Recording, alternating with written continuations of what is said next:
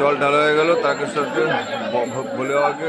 এবার আমরা খাওয়া দাওয়া করে বাড়ির দিকে রওনা দেবো।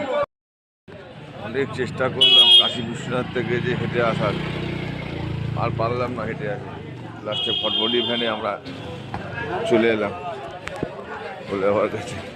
পায়ের অবস্থা খুবই খারাপ কন্ডিশন, চলে এলাম ফটফটি ভ্যানে। জলটা ঢেলে বাড়ির দিকে রওনা দেবো। জয় ভোলে বাবা।